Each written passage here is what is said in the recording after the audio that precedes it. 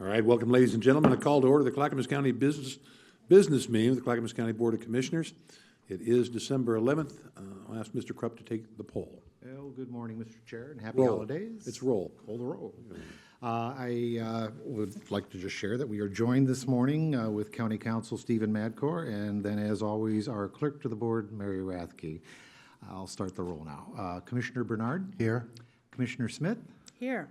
Commissioner Savas? Here. Commissioner Schrader? Here. Chair Ludlow? Here, please rise with me and join me in the Pledge of Allegiance. I pledge allegiance to the flag of the United States of America and to the republic for which it stands, one nation under God, indivisible, with liberty and justice for all. Thank you. Just a note for those watching and those here that our next business meeting is an evening meeting because it's the third Thursday of the month. So we will be meeting on the 18th in the evening starting at 6 p.m. Just want to let people know that. And we'll start with citizens communication. We have several cards up here, and we'll start with Kevin Johnson and Les Poole.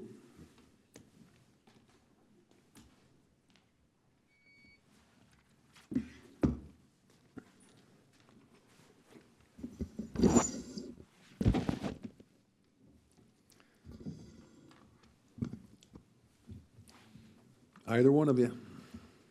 Morning, Chair, Commissioners. I have to start by clarifying something I said last month when I said our community is 12% Hispanic. The truth is that is 12% home ownership. By population, we are 19% compared to Clackamas County at 8%. Exactly how are we discriminating? Only in the minds of the far left and people that work for FHCO, the Fair Housing Council of Oregon. It's been a month since we brought this organization to your attention. We're wondering if anybody at the county has contacted the FHCO or their board of directors. No. I'll give you some more information about the nonprofit FHCO. From their 2012 tax return, gifts, contributions, grants, $4,556. Government grants, $1,203,458. This is called a nonprofit, but the reality is nothing more than a front company for the government. 0.004% of their funding is from private sector donations. 99.996 is taxpayer money. $1.2 million in 2012 that once again taxpayers have no say in how their money is spent. The FHCO is the same group that not only goes out after discriminators in their minds, but stands up for people with assistance animals, another program that has been totally perverted. People abusing the system can now take any animal almost anywhere. I can go online right now for $69.99, buy an assistance animal ID card, no exam, no doctor visit of any kind. FHCO will take on any company they don't think is adhering to their interpretation of the assistance animal law. Since they're essentially the government, nobody will fight them. So thanks to FHCO and groups like them, along with passengers on airlines, pigs really do fly, along with any other animal that breathes. FHCO will fight for people to take any animal anywhere they want, and whether they are truly in need of it or not. This is another nonprofit that is out of control. Let's look at what Clackamas County taxpayers get for their donation to FHCO. From last year's report, they answered 254 phone calls. That's about 1 per business day. From answers I've received from county staff, I'm still not sure if all of those came from Clackamas County citizens. They tested 3 properties for discrimination. They handed out 1,090 pieces of material and supplied an undetermined number of hours of training that some attendees have to pay for. Undetermined because the report says one of the meetings is the 3rd Tuesday of most months. These are meetings of the County Diversity Leadership Council, and as near as I can tell, FHCO was just an attendee. This year's FHCO had a booth at the Latino Festival at CCC. The report says a handful of people stopped by to ask questions, and another 15 or 20 stopped by for literature and swag. Taxpayers are paying for swag. Isn't that special? Does anybody on county staff really know what is actually being done by FHCO or CARE? I believe that county staff could easily take over the functions that are truly required at less cost. You are the voice of the county taxpayer and will have the opportunity at budget time to say no more of this BS. No more county funds to FHCO. Whoa. Well, let me, Commissioner Savas first. Yes, go ahead. I just had a question, Kevin. That number of $1 million that they collect, that you said 99 point something was government, is that a nationwide number or a statewide number? That's just this organization in Portland. Just in Portland? Okay. That's my, I mean, it's their tax return. I'm assuming it's just them. Okay. Kevin, I have looked into this, and the total amount, I'm just about to grab it up here, but I think you have that figure that you said donate. The county staff feels that we pay this money for a service. And the service is the requirement that we have training. Now, if we were, and I did ask this, of course, is that if we were to provide training for compliance, how much would it cost? Well, county workers make good money, and it would cost a heck of a lot more if we have compliance officers in WES and others that we have to train, who train others. They are trained, and their yearly salary is pretty high, and certainly I believe it's around $10,000 or $12,000, which FHCO gets from us every year. That's been, you've done some public records search on that. Cindy Becker has answered you personally several times on that. You know how much is going out.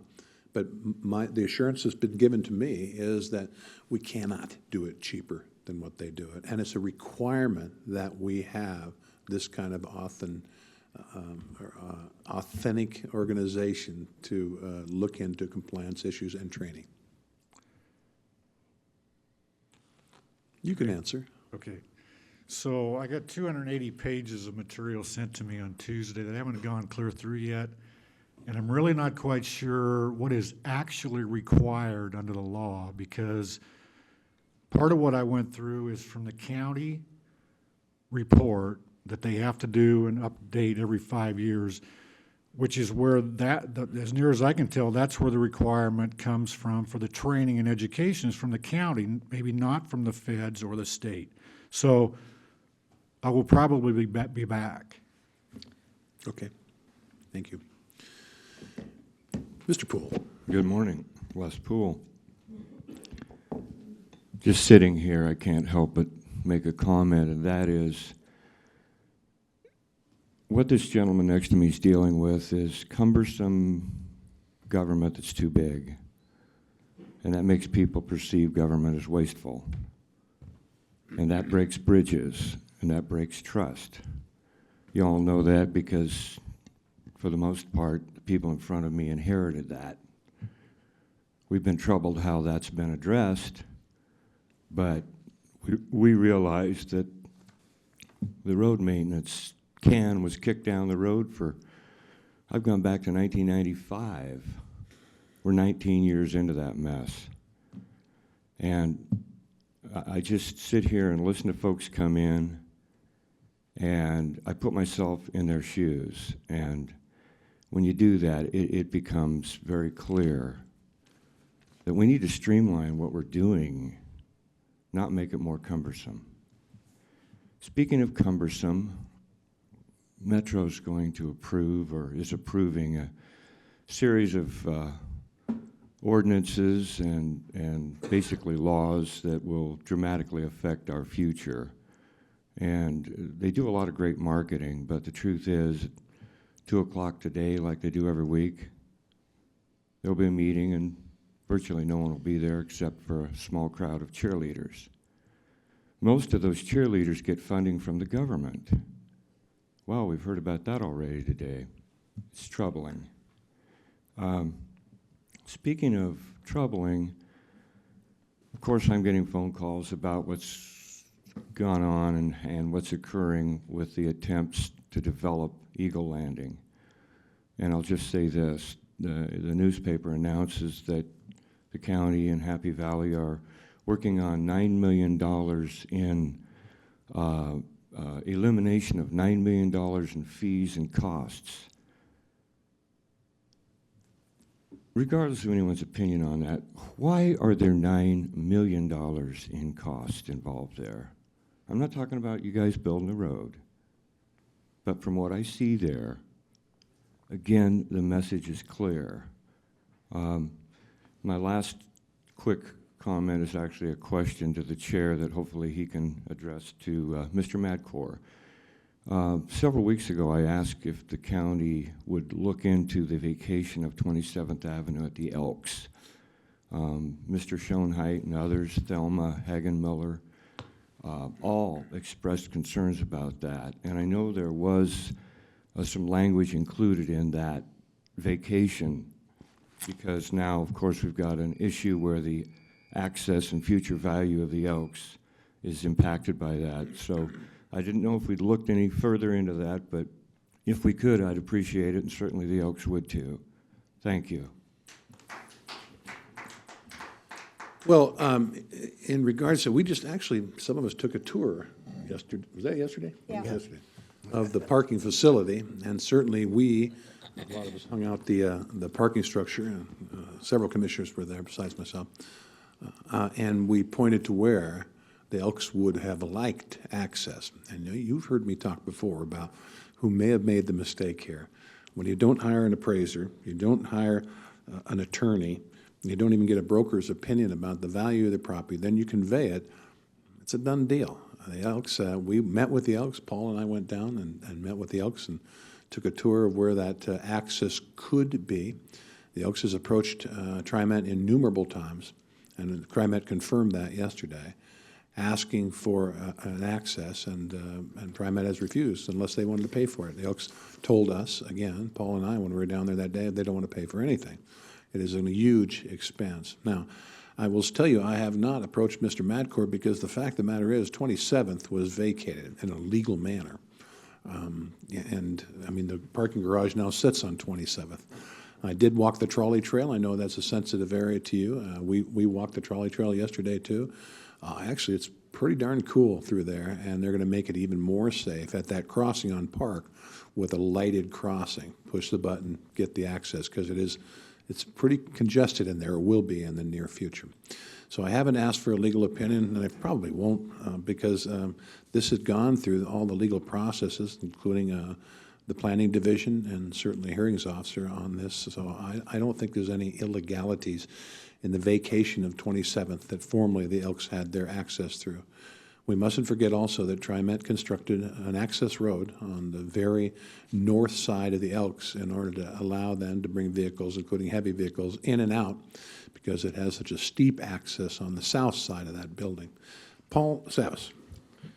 I did want to say, as regard to the Elks, is that I didn't get the clearest signal that they wouldn't pay for it. I got the signal that maybe they may or not be able to afford that, but I think that we had a meeting scheduled, and due to John had an illness, so we weren't able to put that meeting together, and I'm sure that we will soon, so stay tuned. Yeah, we'll work on it. Okay, thank you, gentlemen. And the next card I have is Nancy Hall.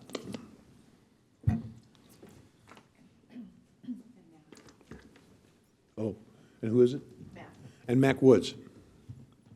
Come on up, Mac. Oh, well, you've got time to get your papers. Go ahead, Nancy. Okay, Nancy Hall, Happy Valley. In the December edition of the Northwest Connection newspaper, there's a story about the Eagle Landing development. Due to technical problems, the second sentence in the second paragraph was jumbled. It should read, "That is where the Eagle is landing." Some of the paragraph breaks have been changed too. People may find the article easier to read online. On Sunday, December 7th, at around 2:20 p.m., there was a traffic jam. Traffic was backed up from Sunnyside Road all the way to the roundabout at Southeast Monterey and Stevens. What was happening? The New Hope Church was hosting the Singing Christmas Tree event. Other neighbors mentioned witnessing traffic jams at other times due to this event. This is significant because this area is where the massive Eagle Landing development is to be built. This is the main road that is supposed to carry the Eagle Landing traffic, and it couldn't handle a small event. The traffic study that is supporting Eagle Landing is obsolete. I once again implore this commission to require a new legitimate traffic study from Eagle Landing. Clackamas County wants to give away over $9 million in waived transportation fees and free land to the private development Eagle Landing. How can you justify waiving transportation fees on a project that is going to devastate the area with its traffic impact? That money will be needed for road modifications. Who will make up the TSDC shortfall? None other than us taxpayers. This board discussed in the August 19th policy session about preparing a list of investments, i.e. subsidies, that the county had already given to Eagle Landing. Was this list made, and where can the public see it? In this session, Commissioner Bernard said he wasn't interested in giving more away. Chair Ludlow stated that the asks keep coming. It was mentioned that Eagle Landing is asking for an additional subsidy for their conference center. How many millions will that cost the taxpayer? Where does this end? This is crony capitalism on parade. Eagle Landing appears to feel entitled to public subsidies. The rationale given is because they are going to pay lots of taxes and create jobs. The impression they give is Eagle Landing will single-handedly solve the debt and unemployment crisis. Paying taxes is a given. The best deal for taxpayers is for Eagle Landing to pay their own way, and the county collects tax revenue for the project in the future. Contrary to the developers' assertions, the job numbers they extol are not for certain. What is for certain is the high price we will pay because of this development. Livability will decrease dramatically with traffic gridlock, increased crime, and noise. This project is like getting married. You better not focus on the one positive aspect of your intended and overlook all the negatives, or you will be sorry. If this commission gives away public property and millions of dollars of subsidies to Eagle Landing, it will be remembered just like the $25 million to TriMet and the millions paid to Oregon Iron Works. We taxpayers won't forget. And Chair Ludlow, I want to thank you because I know that you're not for this corporate welfare, and thank you for standing up for the taxpayers. Thank you. Commissioner Savas. Well, thank you, Nancy, for bringing that forth. I do want to say that as near as I know, the commission and my comments, I think when you came up here before, were that we are committed to the traffic study, and we are committed to resolving the problems around there. I know you're a neighbor, I know you live nearby, and Stevens Road can only handle so much. I think we agree on that. The road that's been proposed, in which we have a lot of roads in our transportation system plan, but the road that's proposed is going to cost millions of dollars to build between Stevens Road and Schumacher Road, which will relieve a lot of that traffic. So this is not a giveaway.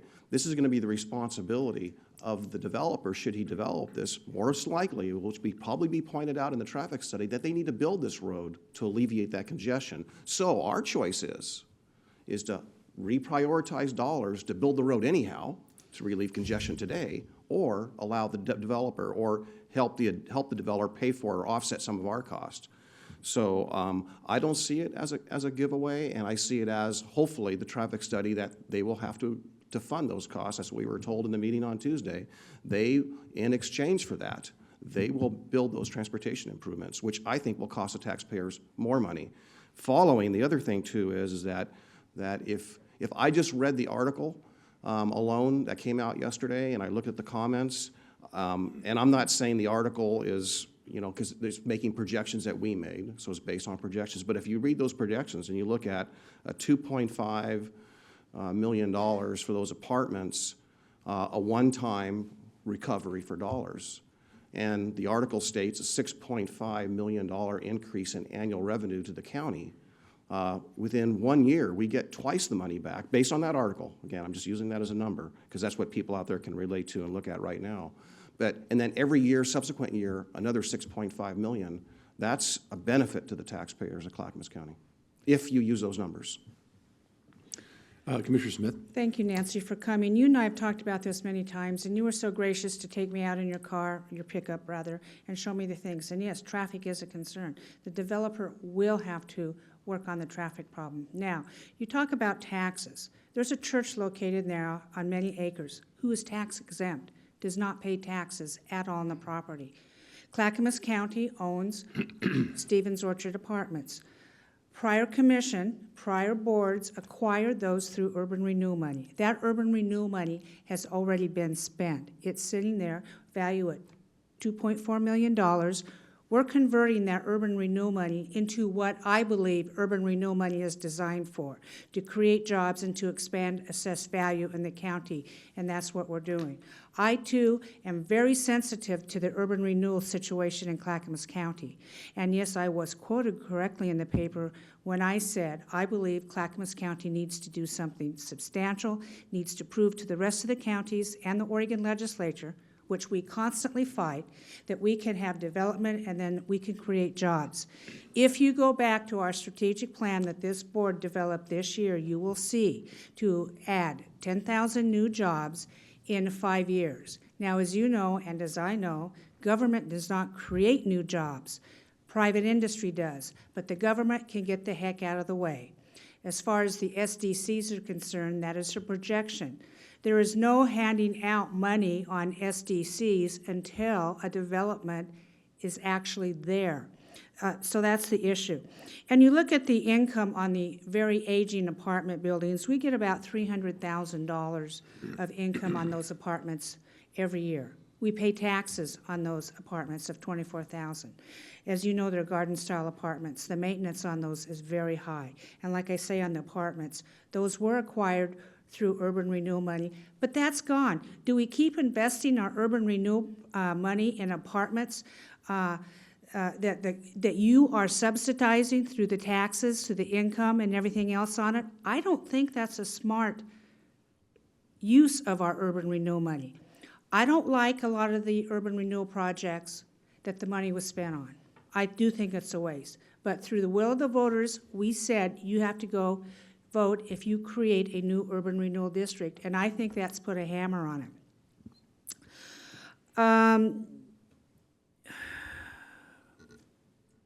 We will get, the article said 6.5 million, as Paul said. Our very conservative estimates are $3 million a year. That's the initial 1 million square feet that will be built out. It's planned to be $2 million a square foot build out. And what I will say is the increase in jobs will be tremendous. And it's just not flipping hamburger jobs. There's a huge medical sector coming in through the Adventist. Those are family wage jobs. And I am committed and I am determined to bring those jobs into this county in light of our timber industry that just totally declined and almost obsolete, which I'm working very hard on, and in light of our agriculture sector is not what it could be. Those are other forces that we don't control. So I appreciate your concerns. I think it's inaccurate when you talk about a little the singing Christmas tree to be a little performance. I've been to those over the years. I guarantee you that is not a small event. But it's a good thing it happened, because we were able to see what a lot of traffic could do to that area. And that's something that the developer's gonna have to work on and rectify. Now, the way plans are done, the way the comprehensive plan is done, traffic issues aren't addressed until it goes in phases. If it was up to me, we'd have traffic analysis already done, but we don't. So that's out of my hands, but we will work forward. I look forward to the continued conversations that you can bring to us about what you think is going on there. Commissioner Schrader.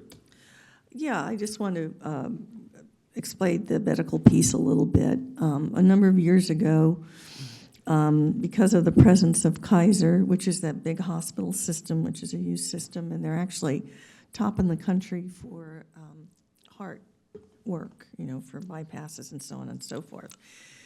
We have Kaiser, we have Providence, we have Legacy Systems. Those hospital systems, and this is not going to be a hospital that doesn't pay taxes, but we identified that as what we called an economic development cluster, because the people who work in medical fields have pretty high-paying jobs. So we identified this as an economic engine where people could get good jobs and where people could get high-paying jobs. And we worked with our community college system to make sure that there was a pipeline of people who were trained to do those jobs. And so the reason why I thought and still think this was a good way to go, it's going to increase the capacity of this healthcare cluster in the county that we already have with high-paying jobs. And we actually have a handout, and I almost brought it with me today, it's actually in my car, that describes all of this. And it's been a plan on the books since about 2004 or 5, and we have gotten, we're trying to increase that kind of job infrastructure in the county by working with the developer, and that's where we are with that. But I can get you the document if you want to read it and see it, and it describes what the cluster is, what the jobs are, and how it helps us in this county. We were the first county in the state to recognize this as something that was going to be very, very positive for people to have good jobs. Commissioner Savas again? I know we're short on time, we have a lot to do, and some of us have to take off, but I do want to say that we haven't given away any money, and it shouldn't be characterized that way. And if our attorneys craft the language as instructed, they don't perform, they don't get any benefit, and it's a very tight contract. So it could be that if they don't step up to the plate, that none of what we're concerned about happens, and unfortunately, that would leave that road need in limbo as unfunded. May I just say one thing? That road that you're speaking about isn't going to really solve any problems. It only cuts through their development, so it's not going to help the traffic. I would agree with that, Nancy. And the other traffic issues will have to be addressed. I think you're spot on with that. It's too big, that's the point. We're counting on the traffic study to determine that. They're the experts. Let me say what I said pretty much on Tuesday. Nobody has told me that this development cannot happen without our precious money. So that means it goes in somebody's pocket. Now, we have a $2.4 million set of apartments. Yeah, we don't belong in the apartment business, but we could certainly sell it for 2.4 and put ourselves in the cash department. With that money, this commission has always said we need to invest in infrastructure. So $2.4 million in this hand, and then it's gone. I don't know how you characterize that. I didn't sell it. I gave it away. Now, the point of the matter of the 2.4 is we are not required, because of the size of this proposed development, to build the road. We are not required to. So when somebody says in exchange we get a road, it's not an exchange. They're required to build the road. We are not. The forgiven $7 million in systems development fees are just exactly that. They're forgiven. That means, you do not have it in your hand to use for the infrastructure. Now, we do this for a big company like this, but what about the small people out there? What about the backbone of Clackamas County, who is our small businesses? The $6.5 million, let's make sure we understand that. New tax money. People have said Clackamas County gets that. No, we don't. The assessor gets that.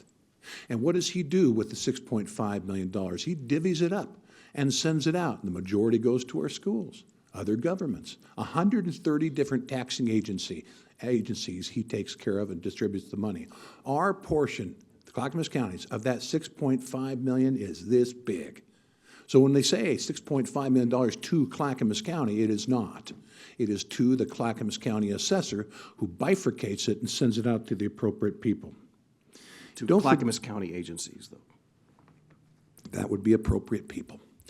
Let's not forget that we've had some real favors to this development as it is. They have a golf course that they developed on North Clackamas Park and Recreation District property, to which we, North Clackamas Parks and Recreation District, leases to them for $1 a year. So there's already been some swinging deals that these people have enjoyed.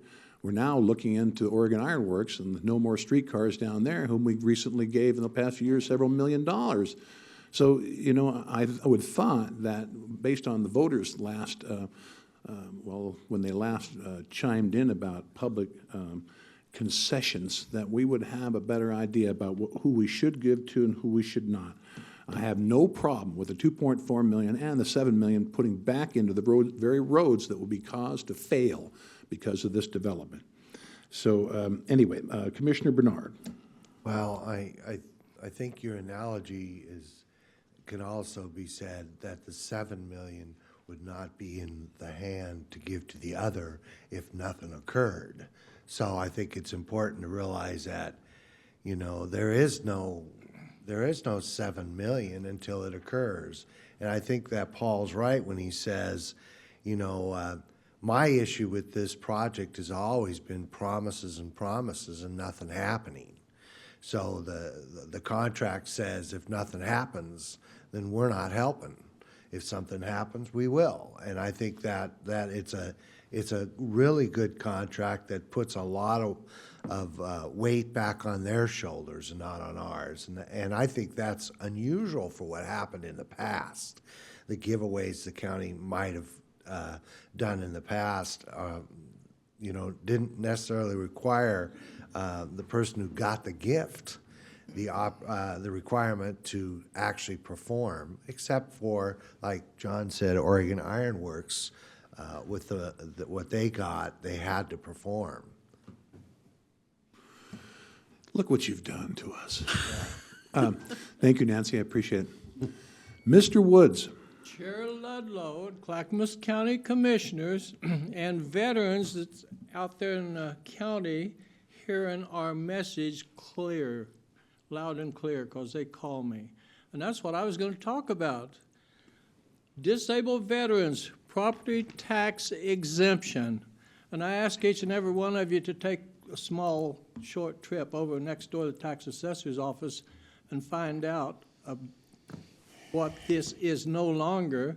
It's not even a drop in a bucket compared to what it was as it was intended when it started in 1955. And I ask any one of you to schedule 5 minutes with me and I will explain it to you.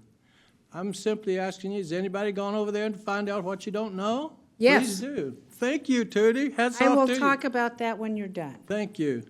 Oh, I remember an old saying, speak softly and carry a big stick. That's what I try to do. And sometimes it's difficult. In the past, I've talked about respect. I got the CDs to prove it. I've talked about honesty. I've talked about being truthful and honest.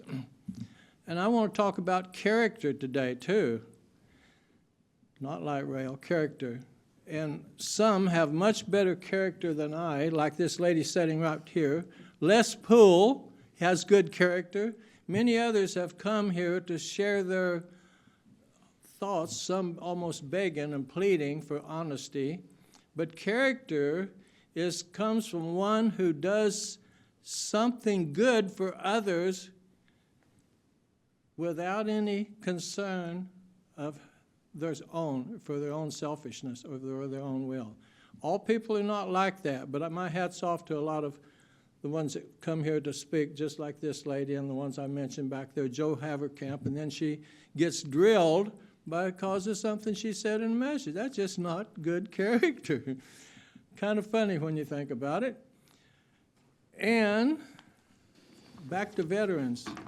Combat-related special compensation. You need to know about that. I can educate you on that. If you just give me 5 minutes of your time in private, I'll do it for free. Can't beat that. With that in mind, I also recall what you're talking about here and ended up with this. What this mess we're involved with, you, the public, the taxpayers are involved with right now is the fallout of what started in 2012 when we were voting on light rail. Da-da. Remember? I remember quite well. And that is going to have some fallout before too long. I'm happy to say I appreciate you. More than anything else, I appreciate the veterans out there in the country that some paid the ultimate sacrifice and their spouses are getting zipped, nothing. There's less than 1% of service-connected veterans out there in the county, which is not much money, but you should give them a break. Thank you. Commissioner Smith. Thank you, Mac. You've come before this board and talked about veterans many times and tax exemptions, and I've been reluctant to tell the story I'm going to tell you today. Thank you. 2 years ago, my uncle died. He was a World War II veteran. And yes, he paid the ultimate sacrifice twice and lived. And what I mean by that, he was on a baby aircraft carrier, its maiden voyage to the South Pacific, and it was sunk by a kamikaze pilot. And he was plunged in the ocean and floated around for a day until he was picked up by a merchant ship and went. He came home, he was married, he had a family, he became a business owner, and he was a model citizen for any of us. When he died 2 years ago, I took my aunt down to the Clackamas County's tax assessment, and she applied for the veterans. Now, it is not a deferral. It is not tax exempt status.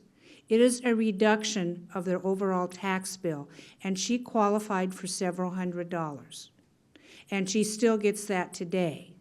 So I don't know what you mean about this tax benefit for veterans not meaning anything, but I want to say to the people, it's there and it's real because I did it for them. I made sure it got to them. And yeah, it takes a little while, but that's the way the government is. Now, it's not up to this body, the Clackamas County Commission, to lower taxes for every special interest group that comes before us. I love the veterans. I love my uncle. My father-in-law was a Marine. But you have to take the initiative into your own hands and go down and apply for it. And yes, they will get something in return. So thank you. Can you schedule me for 5 minutes? Let's remember that the very act of this exemption or reduction is something the state of Oregon does. Yeah, that is the whole not state. controlled by Clackamas County. We understand that. I know that quite well. And as a principal broker, you and I are over all the other brokers. I don't know how long you've been a principal broker, but I've been a long time. We know the rules. I just had a real estate attorney call me last week, wanted to take me to dinner to find out what he didn't know, and he's a good attorney. But there's so many don't understand the simple language. And if we want that language changed again, that's with the state of Oregon. Yeah, not it's just with the us. whole state. Agreed? It has nothing to do with All federal. right. Well, we know that. That's one thing we do know. I want to thank you both for coming today. That's the end of the cards that I have for public comment. Mr. Krupp, we have business. Yes, we have 2 public hearings this morning. The first public hearing is to consider a resolution for amending the Clackamas County budget. So we have a consideration of the supplemental budget. I'll invite Diane Padilla, our budget manager, up to the dais to give a staff report and recommendation to you. Good morning. For the record, Diane Padilla, budget manager. As is usually the case with these supplemental budgets, especially the first one in the year, generally all the budget changes have to do with truing up fund balance. Either increasing or in many cases decreasing from the amounts that were estimated and used when the budgets were approved and adopted to what we now know the actual beginning fund balance to be since that prior fiscal year has ended. For supplemental budget changes of more than 10% and for reductions, it falls in the category of the budget changes 10% or greater, and it requires a public notice. And this was published on the county internet page and also in the Clackamas Review, Oregon City News on December 3rd. At the outset, before I get to the detail, I do need to state for the record that we made a technical change in the way budgets were appropriated beginning this current fiscal year, July 1st, 2014. And this was done to better comply with changes the Department of Revenue has made in their guidelines, and also from an internal standpoint to try and position us to better move toward performance-based, program-based budgeting. And we will begin this performance-based budgeting with 4 departments in next fiscal year, 15-16. The gist of the change is that now, instead of separating out the budget categories by personal services, materials and services, and capital outlay, we add those together and report them as one amount. The budget, fund by fund, line by line, has not changed at all. It's just the way the appropriations are reported. In the attachments today, I'm sorry to say, we continued to categorize under the old plan. We started out doing it right, but when we got to the attachment, we classified by personal services, materials and services, and capital outlay. So I need to disclose that that was incorrect, and we will get it in the new format next time. Another similar change is that non-departmental general fund is no longer a legitimate budget category according to the Department of Revenue. It should now be titled General Fund Not Allocated to an Organizational Unit. So that change is being made as well. Again, functionally no difference, but we're doing it the way we're supposed to do it. I am sorry for the confusion. We will report in the updated format next time. Now to the details. The first change is requested by the general fund not allocated to any organizational unit, which is recognizing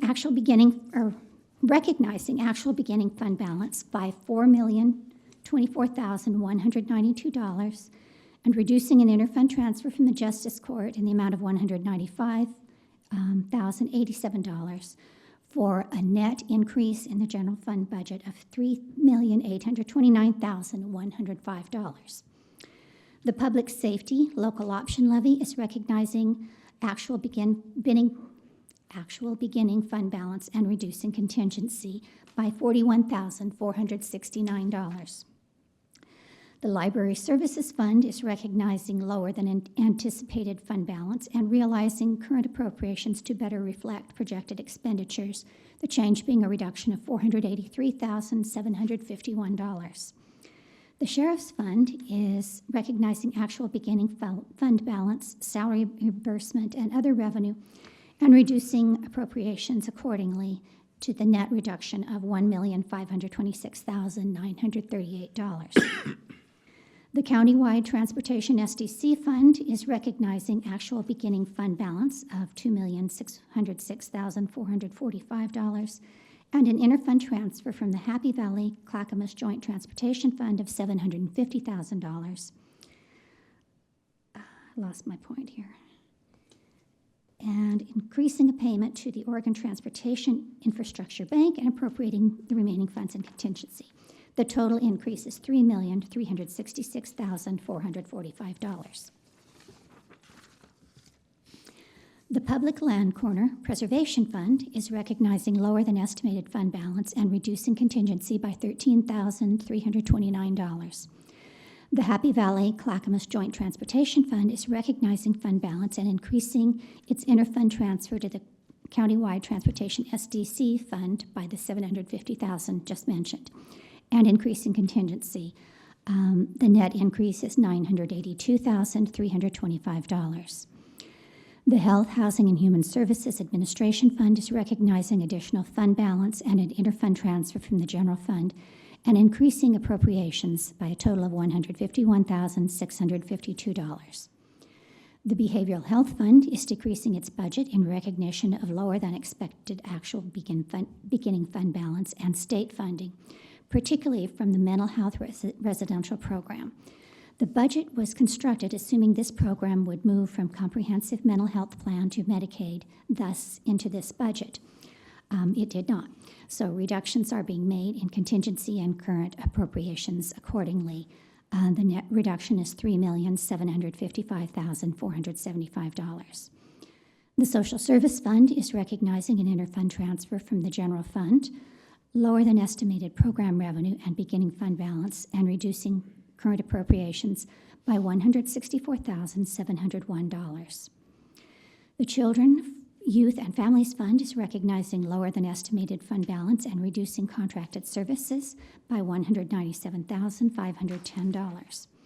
The Public Health Fund is decreasing and realigning its budget due to lower beginning fund balance, fee revenue, and changes in other grant revenue and reducing current appropriations and contingency.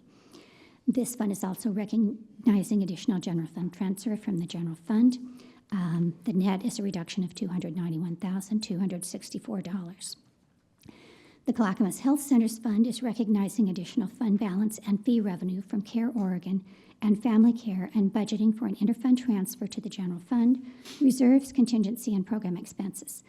This fund is also adding a full-time mental health specialist, an office specialist 2, and a full-time and a part-time administrative assistant for additional clinic support. The total increase is $2,771,017.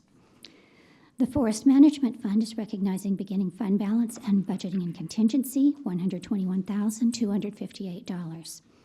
The Juvenile Fund is recognizing fund balance and internal grant revenue from the Sheriff's Fund to reimburse the cost of beds at the detention center and budgeting for program expenses. The increase is $1,780,499. The DTD Capital Projects Fund is recognizing fund balance and an interfund transfer from the Countywide Transportation SDC Fund and appropriating it in capital outlay for $1,476,510. The Clackamas Broadband Utility Fund is recognizing lower than estimated fund balance and reducing construction by $67,282. The Cable Administration Fund is recognizing additional fund balance and increasing current appropriations by $211,162. The Telecommunications Services Fund is recognizing fund balance and budgeting for upgrades to the Development Services Building phone system in the amount of $360,355. And finally, because I realize this is a long packet, the Board of Commissioners has given approval for the county to self-insure Providence medical plans beginning in January 2015. So we need to set up a new organizational unit to accommodate that. The self-insurance fund is thus increasing both revenue and expenditure budgets for this change. The fund is also recognizing additional fund balance and budgeted in contingency. The total change is $12,006,616. Are there any questions I can answer? Any questions of the presenter? All right, thank you, Diane. I'd stay up there for a little while, if I were you. So it is time to open the public comment portion. I'll open that and ask if anyone wishes to comment on this. No, I know. So I'm just waiting for the last minute raising of the hand. I'll close that portion. And I'll ask for a motion. I move we approve the supplemental budget as presented in the resolution. I'll second that. Okay, motion made by Commissioner Bernard, seconded by Commissioner Savas. Further discussion, Commissioner Bernard. Well, I was figuring out today that this is my 14th year in government budgeting, and I've never had a year where there wasn't a change. A lot of it's about timing, a lot of it's about estimates, and it's all about truing up your checkbook. And it's extremely complicated, and I invite anyone who's interested to take the opportunity to follow the trail.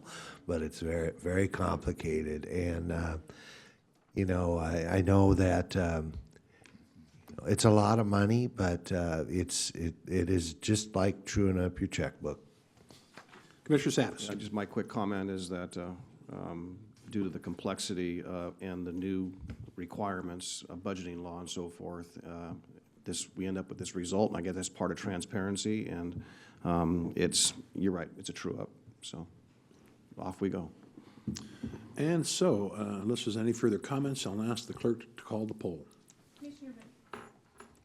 Commissioner Bernard. Aye. Commissioner Smith. Aye. Commissioner Schrader. Commissioner Savas. Aye. Chair Ludlow. Aye, passes 5-0. Mr. Krupp, our next public hearing. Thank you, Mr. Chair. The next public hearing is to consider first reading of an ordinance that would modify the moratorium on medical marijuana dispensaries in Clackamas County. I'm going to ask Mr. Dan Chandler, our Strategic Policy Administrator, to give you a report and recommendation. Good morning, Commissioners. As Mr. Krupp said, we're here to talk about an ordinance that would partially lift the moratorium on medical marijuana dispensaries. Under state law, cities and counties were given the ability to place a one-year moratorium on medical marijuana dispensaries, provided that they completed it by May 1 of last year. On April 24th, this board adopted such a moratorium, which will expire under state law and by its own terms April 24th of next year. At the time the board adopted the moratorium, they committed to talking with the regulated community about time, place, and manner regulations. Staff, the regulated community, and a number of prevention folks have met, discussed the potential for time, place, and manner regulations. The landscape changed a little bit last summer when Measure 91 looked like it was going to be on the ballot for November. That changed the discussions a little bit, but still the key factors were, what are we going to regulate? And if there anything we regulate, how are we going to enforce it? Really where that led to is that the county's best path ultimately would be to regulate the place and the time and leave the manner to the Oregon Health Authority and the OLCC, because they have the enforcement tools to do that and the expertise to do that as well. That leads really to zones, setbacks, locational kinds of things. We would still have the ability to regulate odor and nuisance issues to the extent that the OLCC or the OHA doesn't do that. On November 4th, as the board's well aware, state voters and voters in Clackamas County approved Measure 91, which legalizes recreational marijuana in the state. Beginning July of next year, individuals can possess 8 ounces of marijuana, 4 plants, a pound of solid products, and 72 ounces of liquid products. Can transfer an ounce of marijuana, I believe a pound of solid products, and can transfer 72 ounces of liquid products. It can't be consumed in public, but can be consumed in private and transferred as well. The Oregon Liquor Control Commission will be adopting regulations as to the production, the distribution, and the sale of recreational marijuana, which will be able to begin, I believe, in January of 2016. After the recreational marijuana passed on November 4th, the Commission met November 12th in a study session to discuss whether or not the board would like staff to continue with an ordinance that would lift the moratorium as to those medical marijuana dispensaries which had obtained their state approval before the moratorium was put in place. And that's really in line with a long set of policies under state law about nonconforming uses or the vested rights doctrine, where people invest in good faith to do something under current law. The law then gets changed, and those folks get grandfathered. The board directed staff to move ahead with an ordinance like that. The vote was 4 commissioners directing us and 1 commissioner abstaining. We've gone ahead and prepared an ordinance that would do that. The best information we have is that this would apply to 4 dispensaries in the county. Also, subsequently to November 12th, several commissioners mentioned a concern about hours of operation. That's something we can certainly do after this first reading.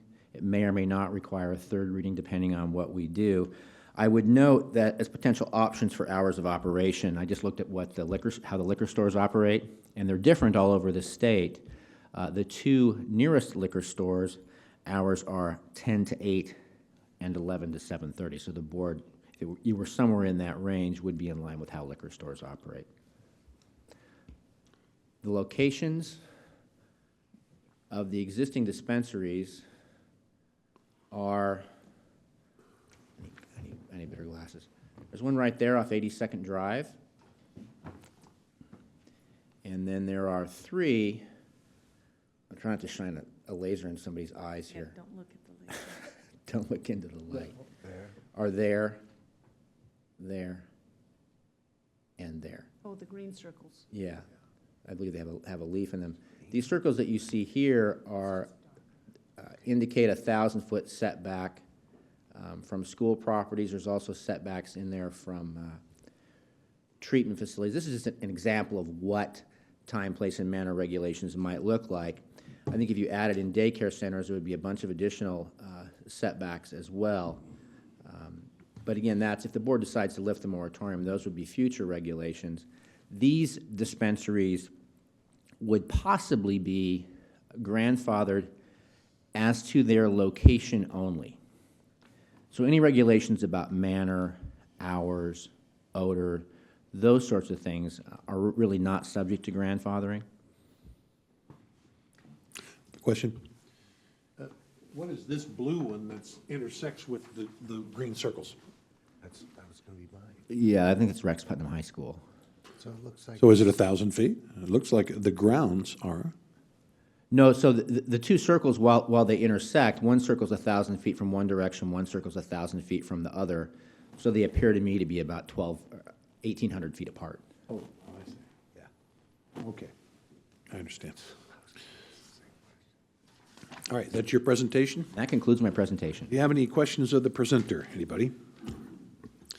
All right, I'm going to open the public hearing, and I have several cards up here. They are Mario Mamon and Desiree Duval.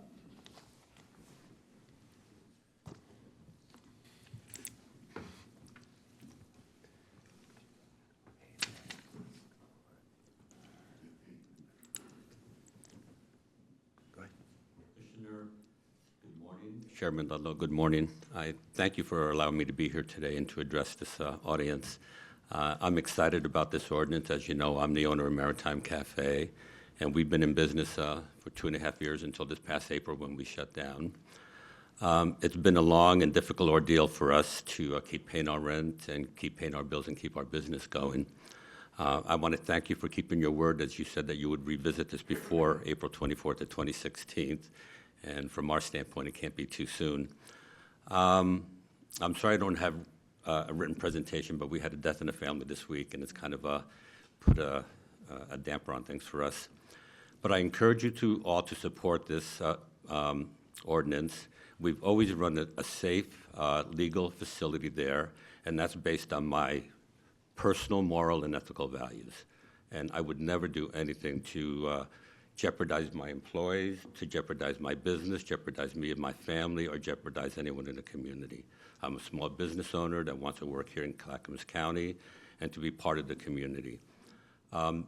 We are working closely with Mr. Chandler and the rest, Mike, sorry, thank you, to come up with time, place, and manner restrictions, and we're very supportive of those. We want to play above board, and we don't want to have medical products get into juveniles' hands and minors' hands. I've been working with Elizabeth Russell to try to come up with a handbook on how we can train our employees to make sure that they approach people, our customers, and provide them information to show the dangers of marijuana to youth. We've always had a strong information center that we provide information to our clients on the effects of marijuana, the safe use of marijuana, the benefits for the different diseases that you had, and we will continue to do that. We've also talked about having at our business lock boxes for the medicine that we can provide to our patients at a low cost so they can bring them home and lock their medicine up so that it's not available to their children. So we're working closely with the community to be a safe business here. We've always wanted to do that, and we will continue to do that. And we will support and work closely with you and the staff to ensure that we do that. Thank you. Thank you. Yes, ma'am. I am Desiree Could you Duval. move that microphone a little closer to you? Thank you. Oh, Hi. wait, before you begin, Commissioner Bernard. Actually, I just had a question. So for medical marijuana facilities, do you have an age limit of who you can sell to?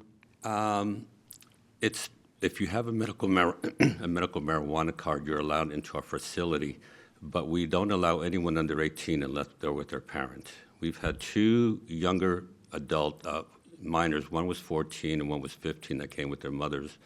One of them had traumatic brain injury and used medicine to keep him calm.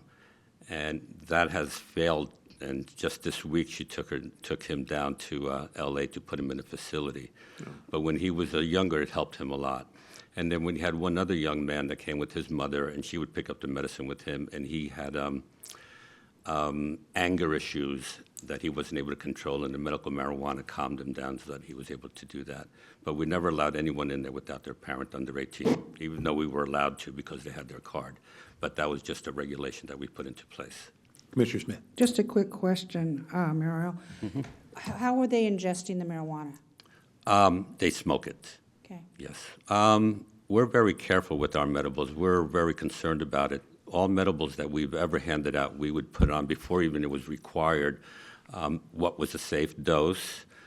We would warn our patients that to wait an hour and a half before ingesting any more and to start with a very little amount before you go any more, and encourage them to hide it. And because we have the same concerns that you do. I have grandchildren and I have children too, and I don't want them to get into the wrong hands. Thank you. You're welcome. Yes, ma'am. Good morning. I'm Desiree Duvall, and I am an Oregon City resident. I want to say thank you very much for taking this into consideration. I am very anxious to get back to work. My unemployment is out, and I'm back on state assistance again.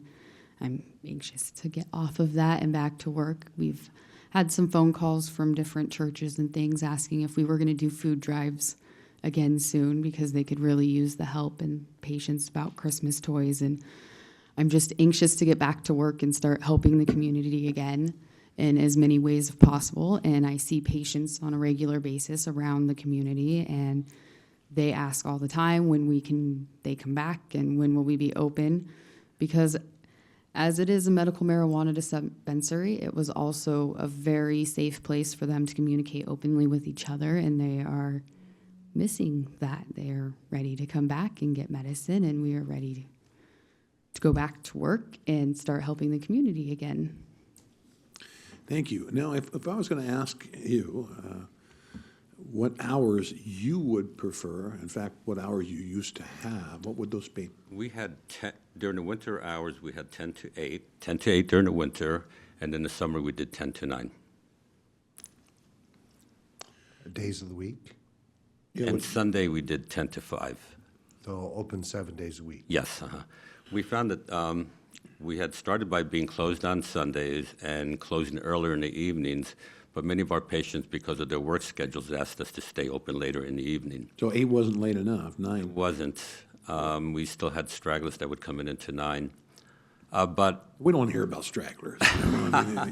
I didn't mean it that way, Yeah. but people that just had late shifts and so on. But our patients wouldn't have any problem getting used to whatever hours we would work. But I would encourage until after 7 for those people that have to work late in traffic and so on. Okay, Commissioner Savas? Just wanted to ask, Chair, is there other speakers? No, that's it. Okay, then I'll make a comment if I may. Sure. And that is,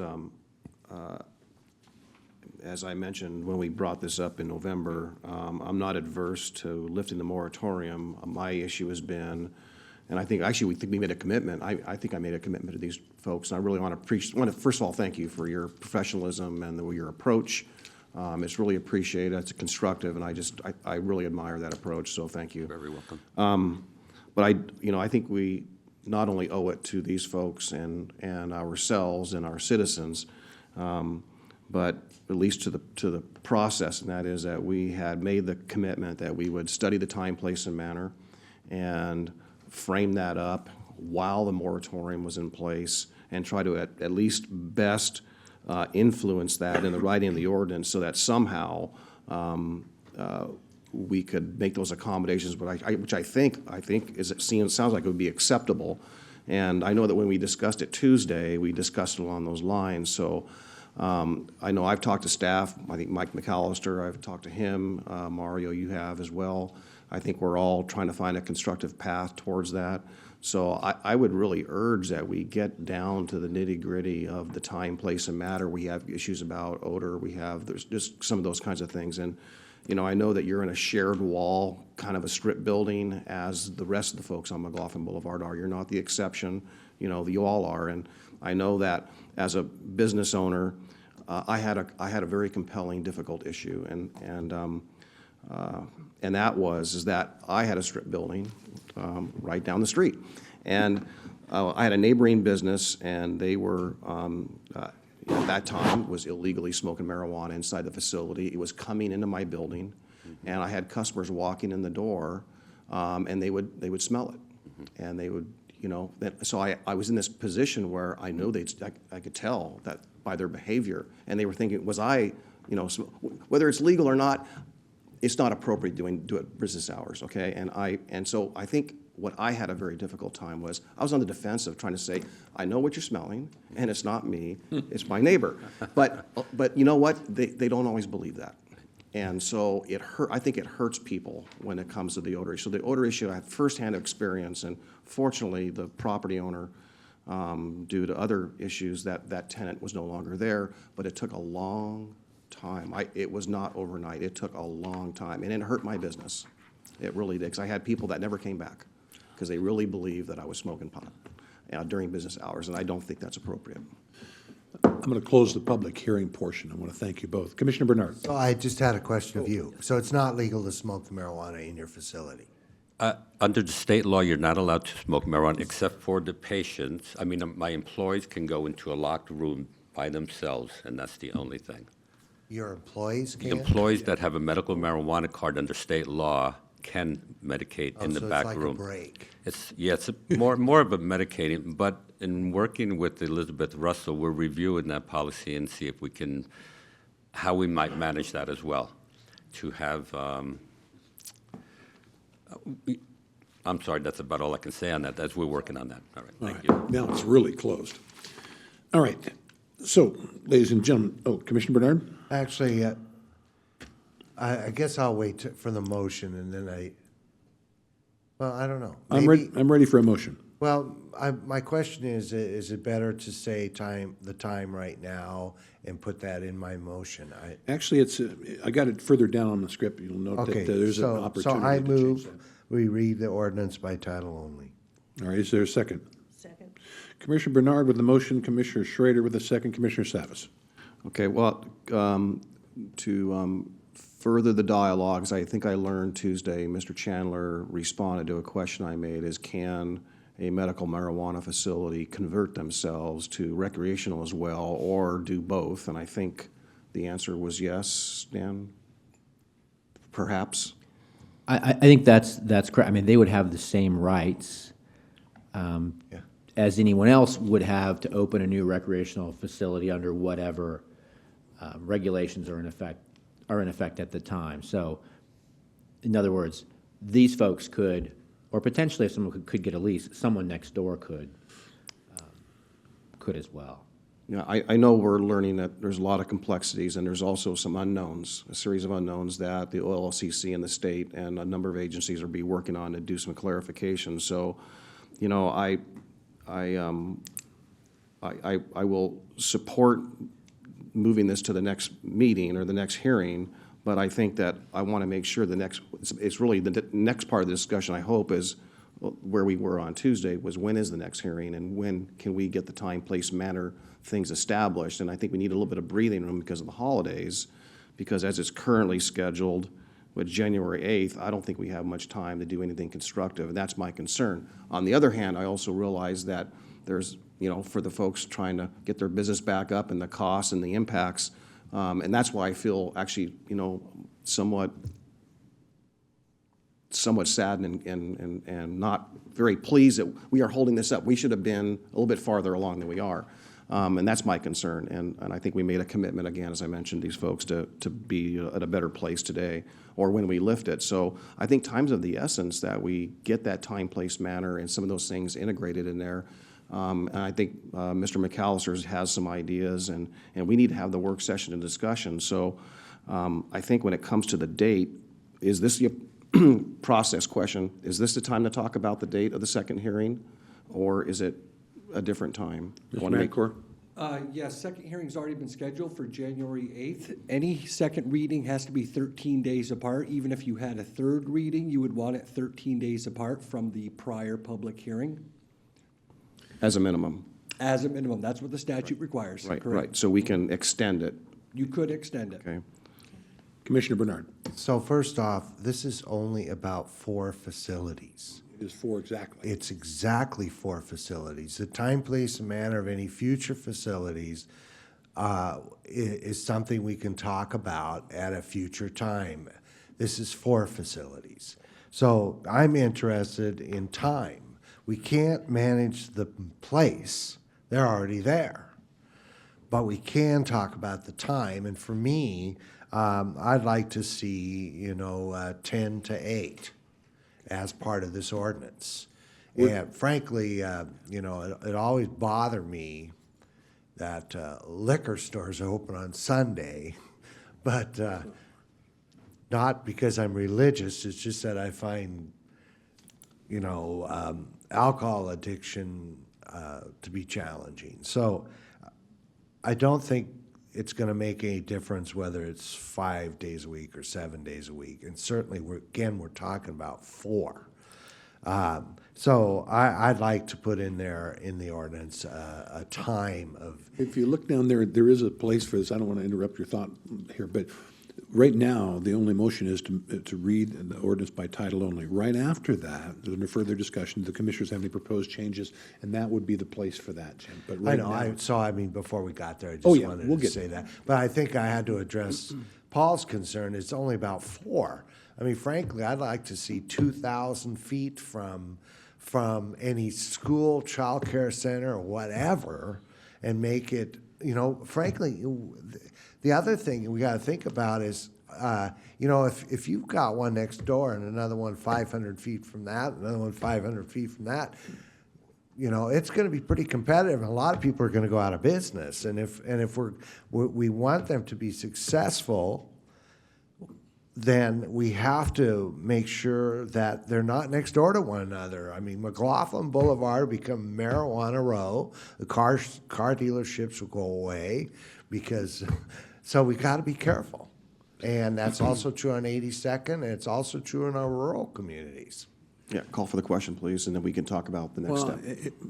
No, wait a minute, let's make sure of this. A call for the question means we're going to vote on cutting off any other commissioner might want to say a word. Several have said, does anybody else wish to speak? Yes, I would have liked to. But since we're resolute about getting to the ordinance by title only, let's have the poll then. Okay.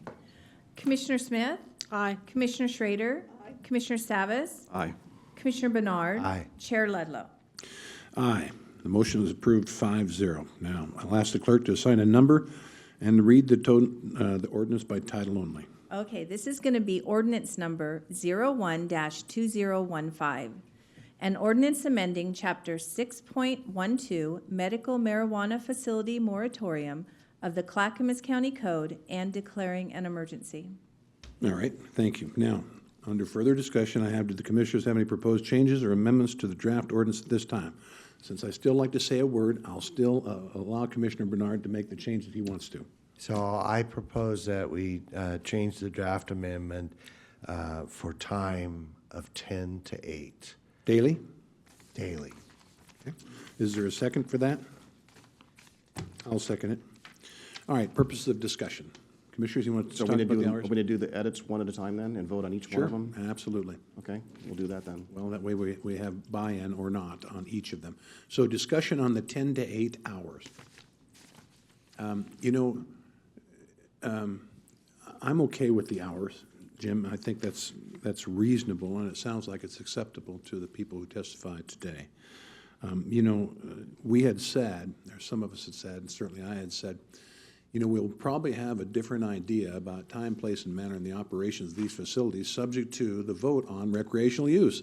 And sure enough, in a lot of ways, it makes this whole question moot.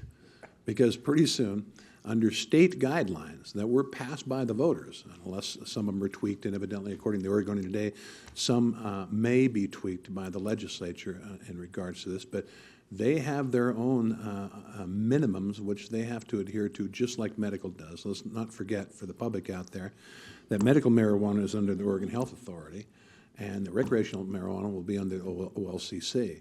So we've heard never the two shall meet. There's a distinct possibility, I'm sure, that somebody could open up both, bifurcated by a wall or not.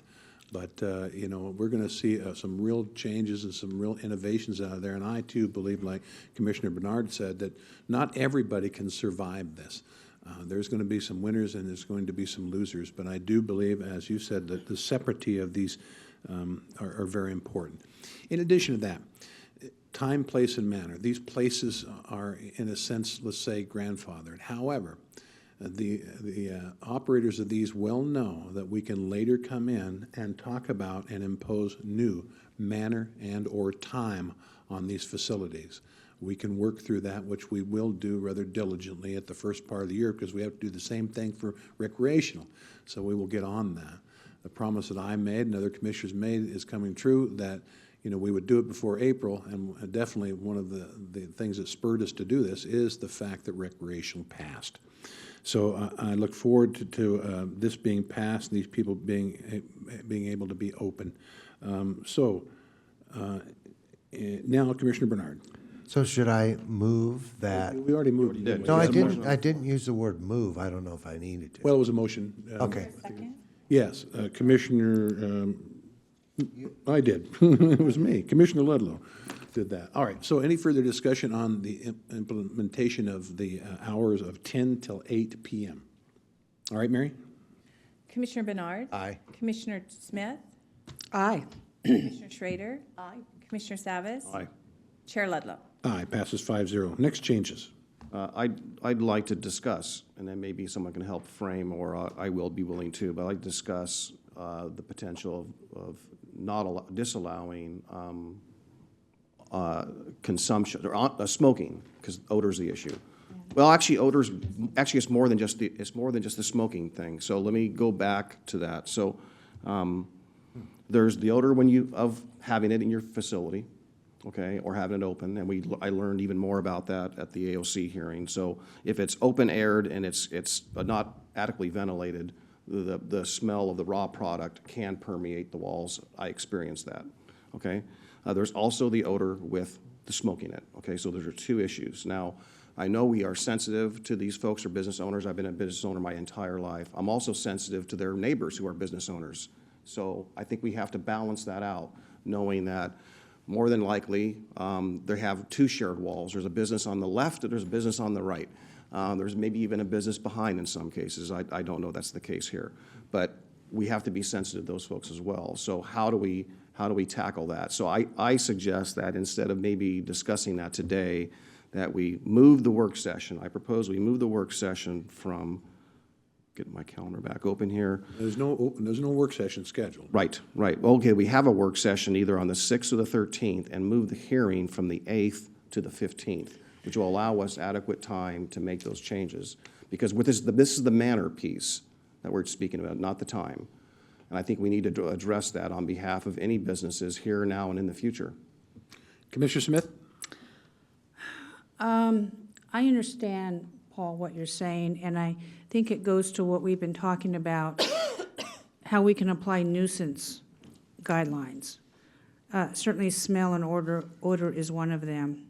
But I think that will have us and staff go through a lot of work before the legislature makes a decision on what they need to do.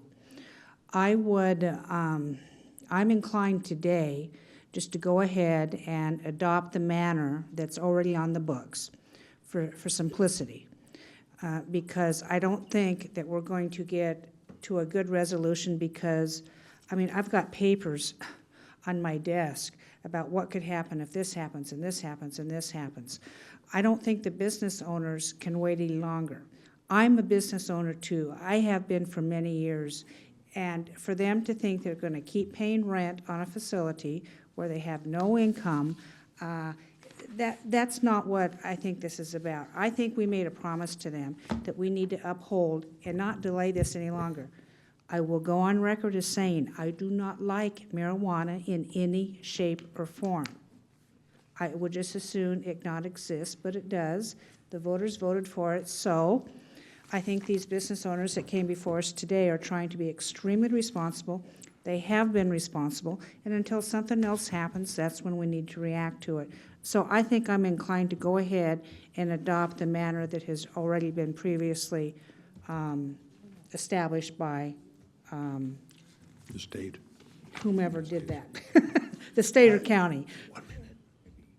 So I would consider, I have mine on, Paul needs to go. I just have a question, and then I would be considering a motion, which is, can we right now regulate the manner that you can't smoke in a facility?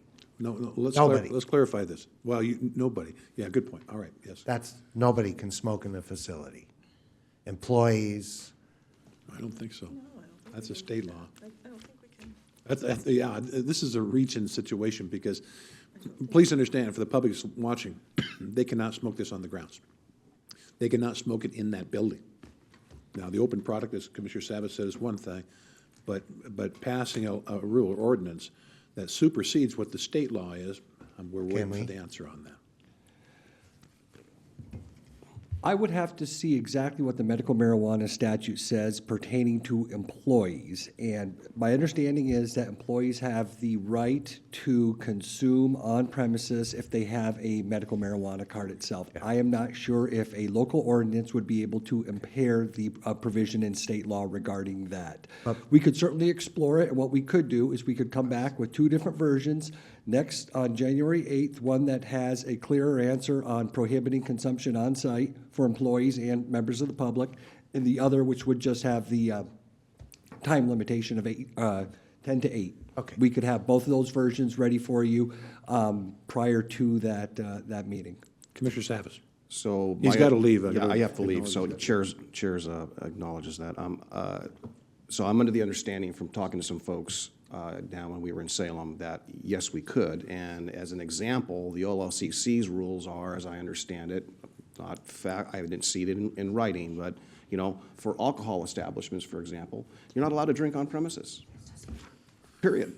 So I think there is a connection there, and I don't think that's unreasonable. I'd also like to take the time to, and that's why I'm asking for a little bit more time here, even to talk with the owners of Maritime here to see if that would be a hardship for them and if they would support something like that on behalf of their neighboring businesses. And with that, I need to run, sorry. Okay, thank you.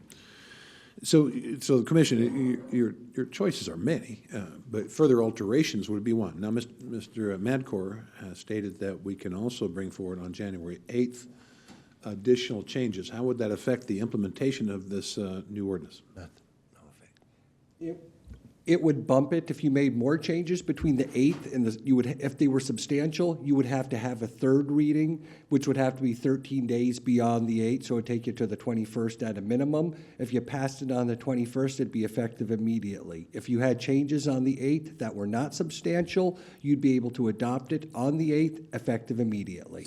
So if we impose something that specifically addressed the odor, whether it be generated by the product, or would it be generated through that smoke-filled room in the back, would that be considered a substantial change? It depends upon the scope of what type of changes you're having. If you're saying that odor shall not extend beyond the perimeter of the facility, that's not substantial. Okay, Commissioner Bernard. And frankly, I don't know that we can regulate the smell off the product. We can't do it at a bakery.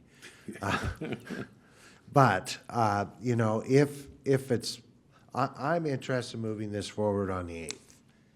If there's an opportunity, and it isn't substantial, to say that employees can't smoke on the facility, I'm interested in voting for that. If it's not substantial, but I'm not interested in doing it if it delays the vote on the 8th. We'll have an answer on the employee issue prior to the 8th, certainly. And if it's provided for, we will include it in a draft ordinance, which will also proceed in parallel with the 10 to 8 restriction as well. Great. And let's remember that, as we stated, that if we wanted to make changes in manner and time, and this is a manner, at a later time than when right now, most of us have said we'd like to get this done on the 8th. But if we wanted to do that, we could do that. So we're not precluded, just because we don't do it on the 8th or 13 days after that or more, doesn't mean we can't do it in March. That's right. So, just, I think I feel like most commissioners here, we made some promises. We've kept our promise. That's right. We need to get these people back in business, and in so many ways, and I appreciate Paul mentioning the OLCC, but remember, that was for recreational. Certainly, there's no drinking on the job in OLCC, and they may have something similar to that imposed on the recreational, but this is medical, and it's overseen by a different state agency.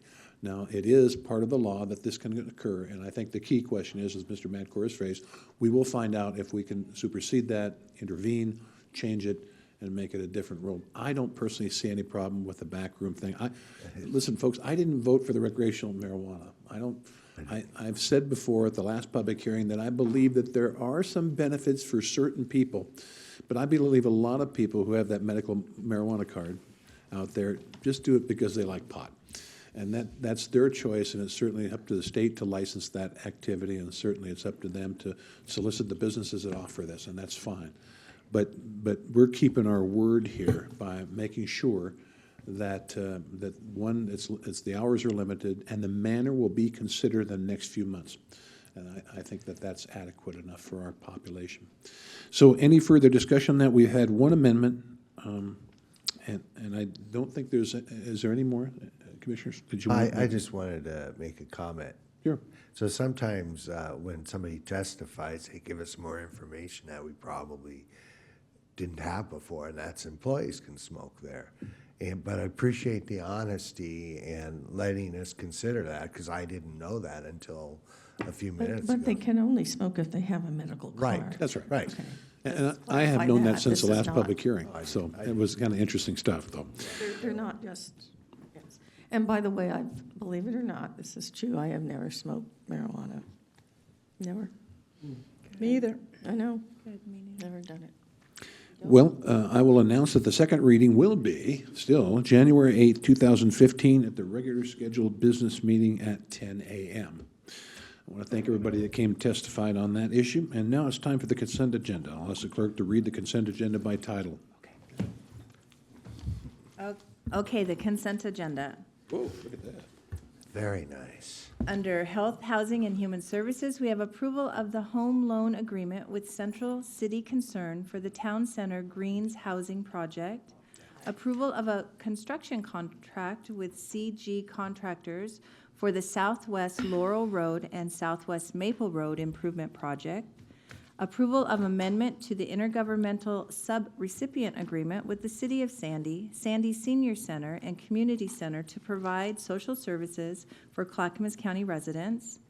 Under the Department of Transportation and Development, we have a board order acknowledging the acceptance of additional right-of-way and simultaneously vacating portions of Southeast Laurie Avenue, County Road number 2276, a board order adopting the vacation of Winston Road in the city of Damascus, approval of an intergovernmental agreement between Clackamas County and Clackamas Community College for transportation maintenance services, approval to purchase a new Altec TA40 boom mounted on an International 4300 chassis purchased from Altec Industries for the Transportation Maintenance Division, approval to purchase two 114 SD Freightliner dump trucks from McCoy Freightliner for the Transportation Maintenance Division, and approval of a contract with DKS Associates for the Clackamas Regional Center Design Plan, Area Multimodal Mixed-Use Area Designation and Transportation System Development Charge Update Project. Under the Finance Department, a resolution for Clackamas County supplemental budget less than 10% for fiscal year 2014-2015. A resolution for Clackamas County for budgeting of new specific purposes revenue for fiscal year 2014-2015. And a resolution for Clackamas County for transfer of appropriations for fiscal year 2014-2015. Under elected officials, approval of previous business meeting minutes. Under North Clackamas Parks and Recreation District, a resolution for approval of a supplemental budget less than 10% for North Clackamas Parks and Recreation District, And under the Library District of Clackamas County, a resolution for approval of a supplemental budget less than 10% for the Library Service District of Clackamas County. Under Water Environment Services, approval of the agreement to furnish engineering services between Clackamas County Service District Number 1 and Harara Environmental Consultants for the Carly Creek Water Quality and Habitat Enhancement Design Project, and approval of a settlement agreement between Clackamas County Service District Number 1 and Fred Meyer's Stores for wastewater service overbilling. And that concludes the consent agenda, and I wanted to thank Ernie Hayes for the beautiful design of our Nice. What a change. We consent expect agenda. Changes every week now. I mean, It's very pretty. all right, any commissioner wish to pull any item from the consent agenda? Any further discussion? I'll ask the clerk to call the poll. Well, I move Oh, wait a to minute. approve the consent agenda. I'll second that. Oh, there you go. I gotta have some excuse. Commissioner Bernard with the motion, Commissioner Schrader with the second. And now, would you like to discuss it any further? I'll ask the clerk to call the poll. Commissioner Schrader? Aye. Commissioner Smith? Aye. Commissioner Bernard? Aye. Chair Ludlow? Aye, passes 4-0. And now, what you've all been waiting for is the county administrator update. So, Mr. Chair, members of the commission, you know, if you want to get a ride on that new Altec boom, I'm happy to make arrangements for that. We'll figure it out. So, get it all set up. And I know the chair is quite skilled at managing that kind of equipment after watching him handle a tiller on that fire truck a couple of weeks ago. Oh, yeah. Anyway, I got a couple of things for you. One is that this past Saturday, we had over 80 people of all ages, including local students and families, attend the Discover Rock Creek event near the confluence of the Clackamas River. We had volunteers planting over 500 native trees, among the giant stoneflies, juvenile coho salmon, and kingfisher and American dippers, which are all signs of a healthy watershed. I know Commissioner Savas, along with North Clackamas School District Superintendent Matt Utterbeck, helped to welcome the community, but also our interim director for Water Environment Services, Greg Geist, and his son joined the volunteers, and we're very happy to have him do that. The second thing I wanted to share with you, I wanted to announce that, and we're very pleased about this, we have received 15 new rental assistance vouchers for the VASH program. This is to help serve homeless veterans here in Clackamas County, help them find permanent housing as well as supportive services. And then finally, I wanted to report to you progress on the development of our core values for the county. Commissioners will recall that at the suggestion of our Diversity, Equity, and Inclusion Administrator, Emmett Wheatfall, the county's executive management team commenced a project to develop core values that will help guide our work here at Clackamas County, both among ourselves as employees that depend on each other, but also with the public who depend on the work that we do. So next month, I will be bringing forward to you a draft, final draft of the set of these core values related to service, professionalism, integrity, respect, individual accountability, and trust to discuss and to affirm. And then we'll put together a plan to integrate these values into the implementation of our strategic plan, as well as the conduct of county operations here at Clackamas County. And that's my report. You know, I will say that one of the great things about our hire, known as Mr. Don Krupp, is that this man gets out in the community, whether it's a community play that's on, whether it's a graduation. Don really does make it around and more than adequately represents Clackamas County and this commission wherever he goes. And it's now time for commissioner's communication. We'll start with Commissioner Schrader. Well, a few activities this week. We had the opportunity, some of us, to go to Jordan Ramus, which is a local law firm where the West Side Economic Alliance had a legislative forum, and we got to see our entire delegation there, including the co-chair of Ways and Means, Senator Devlin. And it was a very good conversation, and it was interesting to see some new faces and new legislators. And I know that our public and government relations folks are getting ready for the legislative session that's starting. They're going to get organized in January, and I guess officially start in February. So we'll be down there. I suspect all of my colleagues looking out for the best interest of Clackamas County.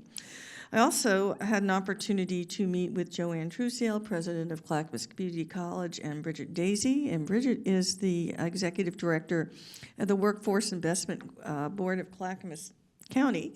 And we are going to be meeting regularly. We're going to be reviewing the new changes in the federal law for workforce, what that means for our local board, and how we are going to implement the federal mandate.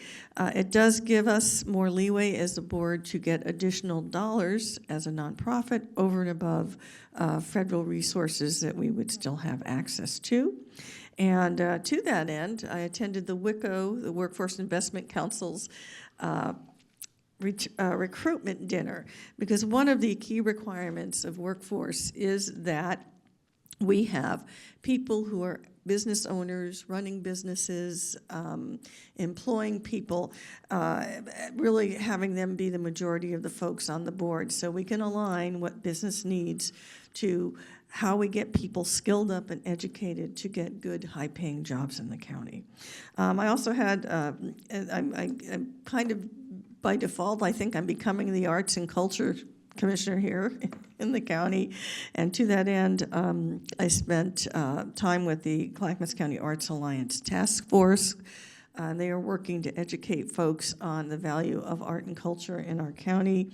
And also yesterday, attended the Tourism Development Council board, where they are looking at how they disperse funds that they receive from room taxes to our local communities for tourism and for tourism activities to help build tourism as an economic engine in their communities.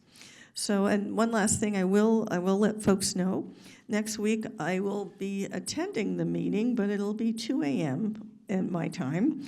If the chair allows me to do so, I am leaving to go to see my daughter and grandson and our new little, well, she's not here yet, but she's doing okay, our little baby girl that we expect at the end of February and March. And so once again, God bless technology. I will be attending the meeting, but since it's an evening meeting, it'll be 6 o'clock in the evening your time, be 2 a.m. my time. But I'll just set the alarm. Oh, my. And we'll do it, okay? Well, it's an important meeting because we're going to be talking about the locks and the support that our commission and Commissioner Smith in particular supports what we're doing there as a heritage site and getting the locks open again. So I wanted to make sure I gave you that yes vote. Thank you. Okay. 2 a.m., I'm going to bug you a lot. All right, Commissioner Bernard. So I'm going to be really quick. I had an opportunity to do the trolley trail tour yesterday in the parking structure. It's amazing. The improvements on Park Avenue are pretty incredible. The way they treat water is amazing, and it's a great project. I'll tell you, the best part is seeing all those people work. I mean, the noise. I remember when Milwaukee first, the first crane that showed up in downtown Milwaukee in my lifetime occurred during the project on Main Street, and it was such a thrill to see that occur in Milwaukee, since it hadn't in many, many years. So just kind of on a personal note, if anyone would like a skunk, I have one in my yard, and my dog ran into it the other night. My wife was out of town, so I had to figure out how to get that stinking thing. But it's kind of, anyway, free skunk available, just let me know. I have one too, so no, I don't want you to. Wash your dog in tomato juice. That's what the key I heard is. that. Yeah, I don't know if didn't it have any, works. though. Commissioner Smith. Thank you, Mr. Chair. It looks like I'll be on Lars Larson's show today at 1:30 answering the questions about Eagles Landing, and I'm happy to do it. And yes, I know Lars is going to try to roast me, but I think I have my defense all in line. I'm ready to go, and I stand on this project that it is not what some folks out there are perceiving it to be. And I will remind people that when the county took a vote on urban renewal, it was this. No urban renewal district shall be created without the first vote of the public. We are not creating an urban renewal district. We are not going out and asking people for more giveaways. This money is already sitting there. Urban renewal was designed to fix blight. Now, these apartment buildings that are owned with urban renewal money, I consider them in a short amount of time to be blighted. They are aging and in need of repair. The property where the church is located is not paying taxes at all. That's going to be a huge impetus of another $3 million into taxing districts in Clackamas County, plus job creation. So with that in mind, if you're interested, I'll see you at 1:30. Everybody's so succinct today. This is, and so I will be too. We all, actually all the commissioners, because we are all on the legislative committee of the AOC, met this last Monday, and also I attended the board of directors meeting. I attended also with Commissioner Bernard, Commissioner Smith, and Commissioner Savas yesterday, a walk around the huge, very thick parking garage for the Park Avenue Park and Ride TriMet, and it is quite a facility. They've done some excellent groundwork, and the trolley trail has really never been better through there with that new 6-foot pathway. Don't forget that Thursday, December 18th is an evening meeting at 6 p.m. I just want to comment on, it was an Oregonian article by the new reporter Ian here on the actions we have taken with Metro. And specifically, you know, we've got some rubs with Metro, and it's a regional government. Mr. Poole's always here talking about that. But in this article that was written, not by Ian, but another reporter with the Portland Tribune, the Metro spokesman said, "Why build another lane for traffic? It'll just fill up." Now, I would tell you that if somebody said that about, let's say buses, if the buses were full, and would you expect Metro to say, well, why buy more buses? They'll just fill up. What we seem to forget about Interstate 205, and that was the reason for the article, that Interstate 205 is an interstate freeway. That means that it's supposed to provide for the interstate travel between the states. It is no longer capable of doing that specific on I-205 from the Abernathy Bridge in Oregon City to Stafford area. 5.8 miles of a 37-mile freeway is only 2 lanes in each direction. Each day you see the gridlock in that appropriate direction. Metro wants you out of your car, and they haven't been able to convince you to do so, so now they're trying to force you through congestion to take alternate forms of transportation. We can build all the bike paths and all the trails and all the walking paths we want, but we cannot service our service industry, we cannot be appropriate with the trucking industry, and certainly it does not move people who are in a hurry to get their productive lives productive. So it will be an interesting continuation of the fight to get Interstate 205 built like it should have been built some time ago, and let's get that extra lane. Until we convince Metro and the state and certainly the feds that this is a necessity, which all of us have went back and testified about to our federal delegation, then we will certainly continue to fail when it comes to gridlock on 205. Ladies and gentlemen, I appreciate you being here and being patient with us today. Hey, we did it in less than 2 hours. It's a good day with 2 public hearings. There being no further business before the commission this day, this meeting is adjourned.